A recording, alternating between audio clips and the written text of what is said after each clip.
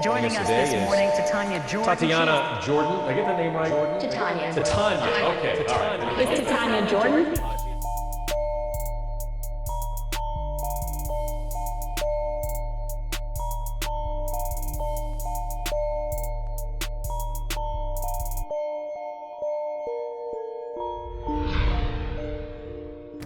So I'm here with an old friend of the show, KP Reddy. He's not old, but our friendship goes way back, just to clarify.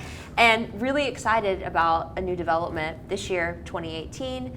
He has a book, and it's a pretty compelling one. What you know about startups is wrong. And I'm really excited because I'm on my 4th startup.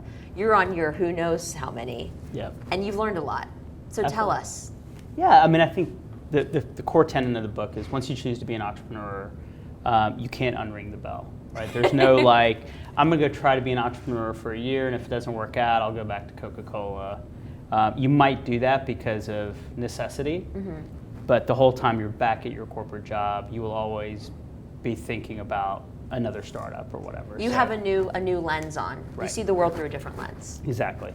So what that means is, even if you're successful or you fail at your first startup, there will be a second one, and there will be a third one, and there will be a fourth one. And I think as entrepreneurs, we tell ourselves that it's all these little sprints, and as soon as I exit this startup, I'm gonna like spend time with my family. As soon as I exit this startup, I'm gonna go get a vacation.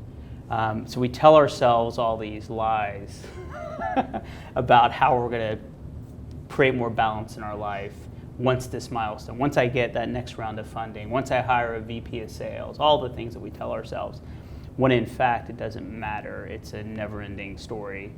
And what that means is it's really more a marathon. So you gotta take care of yourself, you have to take care of your relationships, and you have to kind of be a little bit more balanced. And I started writing the book, and I got super motivated. I went into Instagram and did #startuplife and saw all the nonsense, right? The Red Bull cans, like haven't slept in 3 days, and I would put comments out saying, please sleep, please stop it, please sleep, like it's not good for you. Yeah. So it's been all about like understanding that once you ring that bell and say I want to be an entrepreneur, like you need to take care of yourself and the people around you. That's so true. I've recently embarked on the Whole30. I'm working out 3 days a week, like come hell or high water, Monday, Wednesday, Friday, I'm in the gym. And at my 3rd startup, I was pushing 1 a.m., 2 a.m., and you just can't sustain that way. And so now, 10 p.m. I'm in bed. Right. It can handle itself tomorrow. Absolutely. So I've learned the hard way what not to do. But something that you said earlier made me think about addiction. And startups in themselves are addictive, and the people who are in them, I think maybe have a propensity towards addiction, whether it's caffeine or something else. Mm-hmm. Can you touch on that? Yeah, I think one, you're pushing yourself hard. And of course, you look at all the studies, some people have more bias towards addictive personalities and tendencies. And I think when things are going well, you get that first sale, you want the second sale and the third sale, and oh my God, like it's just happening. It's right? happening. And you look at the metrics that people define themselves by. If you ask any startup, like say, hey, tell me about your startup. How are you guys doing? Oh, we're 15 people. We're $1 million in ARR. So there's all these like scorekeeping, which really don't matter, right? Those metrics are all made up, right? The ARR numbers and all that, because those numbers are really driven towards some fictitious goal of the next round of funding. Yeah. They're all made up, right? They're all kind of made up. Versus talking about how well your people are doing, how much value your customers are getting. Do you want 100 customers that pay you $50 a month and just kind of pay you, or do you want one customer that really loves you and adores you and would go to your next startup with you and that kind of thing? So I think we get focused on these metrics, and it's mostly driven by the venture community and investors and these made-up metrics. And I think that's where a lot of the addiction starts to, if things aren't going well, it becomes a personal coping mechanism because, I talk about in the book, when you're the CEO, you really don't have anyone to talk to. No. The only person you can be honest with is yourself, and we tend to lie to ourselves. That's the hardest part, is self-realization, being very, very real with yourself and having accountability, personal accountability. your book is broken down, obviously, into sections and Right. chapters. Walk us through some of the sections that we'll encounter. Yeah, so I think one of the things that I really get focused on is exhibiting detachment from your startup. Like, stop calling them companies, start calling them projects. Okay. And treat your team for the long term. Like, start working with your team as this is a project and everybody's getting to know each other. If it doesn't work out, we'll go to the next project. And focus on the relationships, like exhibit attachment to your team and exhibit massive detachment from your startup. Wow. And then, like, you're actually building relationships with people and you can go do the next thing. And I'm not a big sports analogy person, but if every quarterback got fired for throwing an interception, you'd run out of quarterbacks, right? So wow. Part of it is like that's the field of play we play in. Nothing is that predictable and nothing is that well known, and I don't know is the best thing you can ever tell anyone. That's super compelling, and thank you for taking the time, because you're crazy busy, not only with work but family and personal pursuits. But thank you for taking the time to make this book a reality. It's really needed by so many people, and I think your learnings are going to help a lot. I sure hope so. We launched last week, and I've gotten just calls and emails, and I had the CEO of a large company. Surprisingly, he's like, "Oh, I picked up your book, and I'm reading it on a flight."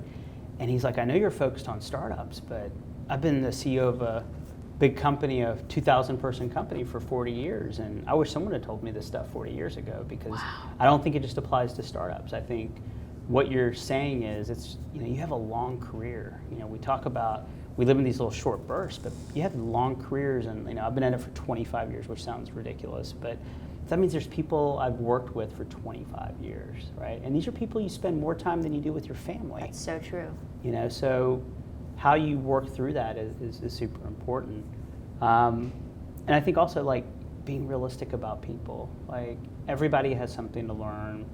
The focus on job descriptions and checking the boxes, and getting people to fit, like maybe you fit to them, right? So I have a chapter where I talk about meeting people where they are. I remember my first job out of college, I was told, like, you need to do a better job of managing up. And I didn't even know what that meant. What? And they're like, well, your boss has certain expectations, and what you need to do is manage them and their expectations. You need to manage up. And I was like, I'm 23 years old. What are you talking? Like, what does that even mean? Right. And I think the hierarchy of how people think about organizations, the reality is someone comes into your company, if they're a good fit as a person, they're not going to check all the boxes. Right? You're not going to go through the job description.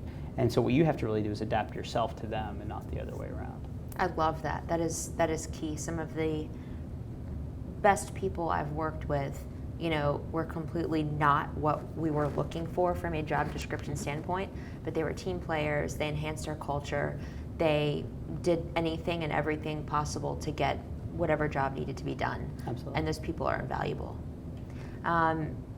I'd like to give people a teaser. What are a few things that people think they know about startups? Let's start with that. And then let's come after that with why it's wrong, or what the actual reality is. Yeah, so I think I talk about the urban legends Uh-huh. of startups, right? And this idea, like, I love the Mark Zuckerberg, like, he didn't finish college. I'm like, yes, but he got into Harvard. The day you get into Harvard and decide to drop out, let's have a different conversation, right? Yes. And by the way, and Bill Gates is, what's funny is we're no longer, our kids know who Elon Musk is, right? We didn't know who the CEO, we didn't even know what these companies were when we were kids, right? The kids are now, it's no longer Michael Jordan and Kobe Bryant and, or anyone else. It's Elon Musk, it's Mark Zuckerberg. These are these heroes that these kids are now starting to understand and have appeal to. And then they hear these, the origin stories, right? And Bill Gates is a great one, where like, oh, Bill Gates, he dropped out of school. Okay, well, let's be real. He got in, right? He got into Harvard. Secondly, he did all these amazing deals. His mom was on the board of the American Cancer Society with the CEO of IBM. His dad was the top patent attorney in Seattle. there's a leg up there, right? Yeah. It didn't. A little bit of an advantage. Right. Yeah. YouTube's a great one, right? YouTube's like, oh my God, they sold for $1 gazillion to Google, and it's like, and they started in their garage. It's like it was Jim Barksdale's son-in-law who started Mosaic. He was in a garage next to the Ferrari and the Maserati building a startup, right? And his father-in-law negotiated a deal with Google. I mean, so we get caught up in these ideas of like, oh no, they met at Denny's and they were so blown away by the passion of the entrepreneur that they paid him $1 billion. Living off ramen. Yeah. It's like, no, they had very- gas cards and Amexes and. Right. Very little of that happens, right? There's definitely, and you're seeing it in this cycle, right? During the dot-com cycle, it was a different cycle, but this cycle, you see a lot of people starting companies, startups that are of privilege. They're not really worried about their next meal and their next thing, and I think that's one thing that I've been really focused on. I mean, I spend a lot of time with startups that really have nothing, they have zero. I think that is a very important fact to get across. Atlanta Tech Village just launched their inaugural cohort of supporting startups that are very diverse, women or minority, and you get to know these companies that truly are just an idea. That's it. They have an idea and a dream. And we need to do more of that, of pouring into people who really have amazing ideas but don't have those connections. They don't know how they're going to scale. They don't have a business model. They don't know what a KPI is. Let's pour into the people who are dreaming and innovating, and help them figure out quickly, right, before they drain savings accounts, whether the idea is viable or not. And if it is, get them set up appropriately to make that happen. Yeah. So I also think part of it, there's a realistic piece of this that says you have to have experience. You have to get good at some things. And I think a lot of startups, people are, I remember I had sold my first startup when I was 19. And so I had this idea, I'm sitting at Georgia Tech and I'm like, I've already sold a company. Like, who am I gonna go work for? And my uncle at the time was like, he was basically trying to tell me go get a job, but he knew if he said go get a job that I wouldn't listen. So instead, what he told me, he's like, so yeah, you're gonna go to your next company, right? I'm like, yeah. He's like, how are you gonna hire people? It's really expensive to hire people. So what you need to do is get a job and figure out who your next 20 employees are for your startup and steal them. And like that's how he got me to go get a corporate job for a minute, right? Because I mean, I didn't know anything, right? I mean, part of it is I think we're living in a startup culture right now where people believe that passion is enough and skills are not. And I think you have to be good at things. You have to go build skills. And big companies, you get a lot of latitude, right? You get to go to training and conferences and all expense accounts. All these amazing things. So when I see really young entrepreneurs, I'm like, go get a job, but don't focus on the company.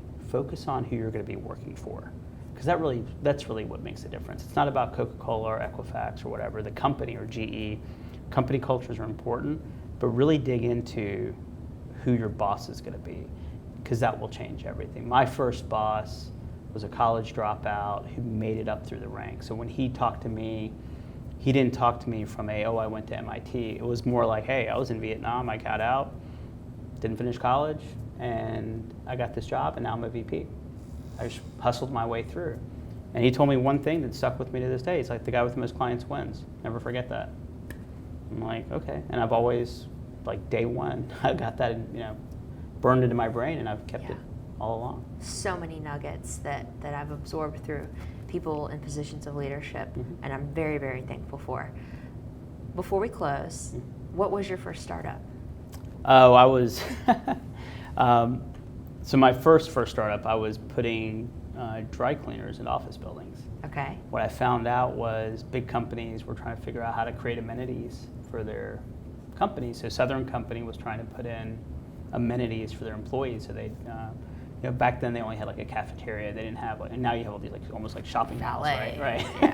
Yeah. So I figured out that they would give me free rent if I was able to, put together something compelling, and so that's what I did. And so I ended up putting in a couple and then selling them. And you were 19.